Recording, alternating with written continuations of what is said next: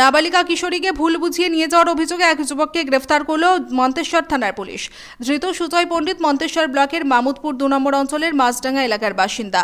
থানা সূত্রে জানা গিয়েছে, মন্তেশ্বরের বাঘাসন এলাকার দিন দুয়েক আগে ওই নাবালিকার পরিবারের পক্ষ থেকে মন্তেশ্বর থানায় লিখিত অভিযোগ দায়ের করা হয়। তাদের নাবালিকা মেয়েকে ভুল বুঝিয়ে নিয়ে গেছে এক যুবক, এমনটাই অভিযোগ ওঠে।